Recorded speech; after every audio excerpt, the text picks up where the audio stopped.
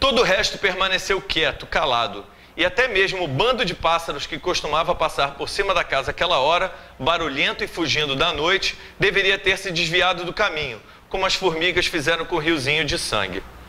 Foi então que vi o Kokumo se levantar e começar a cantar e correr em volta da minha mãe, fazendo festa como se não visse o guerreiro entrando e saindo de dentro dela com força e cada vez mais rápido. O guerreiro gemia e o Kokumo cantava, e seu canto atraiu outras crianças, outros abicus que apareceram correndo de repente e logo também estavam cantando e formando uma roda junto com ele. Uns surgiram correndo do lado do rio, outros pulando das árvores, outros brotando do chão, e estavam todos alegres ao abraçar o Kokumo, que junto com eles começou a rir, a cantar e a brincar de roda, convidando a minha mãe para se divertir também. Enquanto isso, o riozinho tinha parado mesmo de correr e estava ficando com uma cor cada vez mais escura. A minha mãe começou a sorrir e a girar o pescoço de um lado para o outro, acompanhando a brincadeira das crianças. Eu nunca soube se a minha avó podia vê-las também, mas de certo os guerreiros não viram, porque o que estava em cima da minha mãe não gostou da inquietação dela e mandou que ela parasse. Quanto mais ele falava e dava tapas no rosto dela, mais ela sorria e girava o pescoço, seguindo os abicus. Até que ele se acabou dentro dela, jogou o corpo um pouco para o lado, apanhou a lança e enfiou o sorriso adentro da minha mãe. Ela não parou de sorrir nem um minuto sequer, e tão logo surgiu um riozinho de sangue escorrendo da direção do riozinho do Kokumo, a minha mãe correu para perto dele e o abraçou. O guerreiro que estava saindo de dentro dela nem percebeu. Eu lembro que naquela hora a minha mãe, sempre tão alta, tinha o mesmo tamanho do Kokumo e das outras crianças que brincavam felizes, como se há muito tempo esperassem por aquele momento. Até que viram a minha avó e correram para conversar com ela. Por sorte, o guerreiro já não mantinha mais a cabeça dela levantada pela lança. A minha avó olhava para o chão e rezava, ignorando a Kizomba, como também fez com todos os convites para brincar.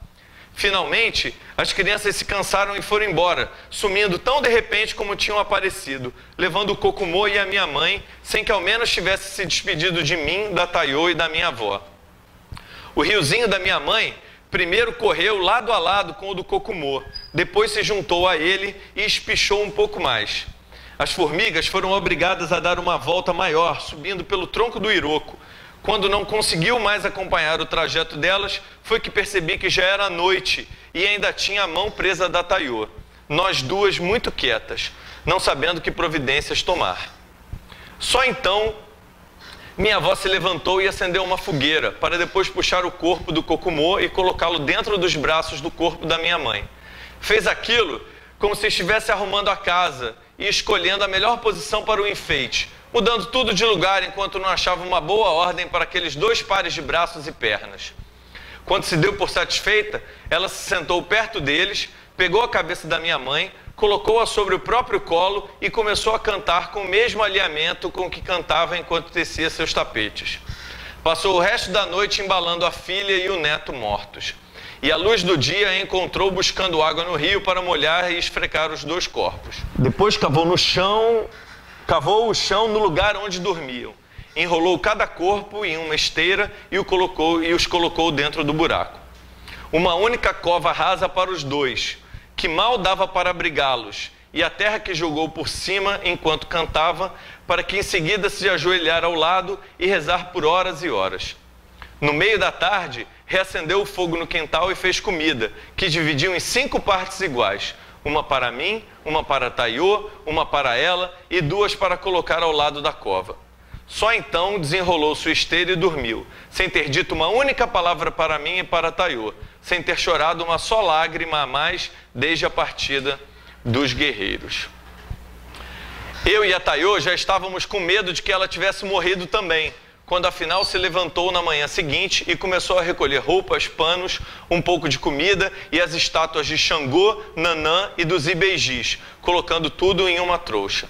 Ela não disse nada, mas entendemos que deveríamos fazer o mesmo e separamos as nossas poucas coisas em 2 trouxas pequenas para que conseguíssemos carregar. Estávamos cansadas porque tínhamos passado a noite inteira vigiando para que as crianças não voltassem e tentassem levar a nossa avó. Nós chegamos a combinar, mas não tenho certeza de que, caso se aproximassem, assim como eu, a Tayô trataria de expulsá-las a qualquer custo, mesmo se o Kokumo e a minha mãe estivessem junto, mesmo se tivéssemos que brigar com todos ao mesmo tempo.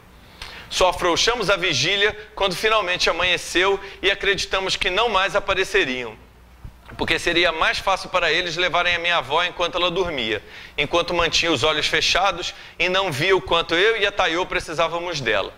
Mas ela sabia, pelo jeito com que nos olhou enquanto tentávamos equilibrar as trouxas sobre a cabeça, ela sabia. E por isso que estava nos tirando de lá, pois tinha acontecido algo do qual nunca mais conseguiríamos esquecer.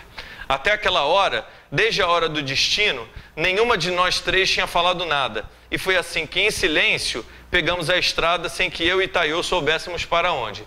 Talvez a minha avó já soubesse, ou talvez tenha decidido quando estávamos a caminho. Fico arrepiado toda vez que eu leio esse trecho. O livro ainda tem 900 páginas e é bom assim do começo ao fim.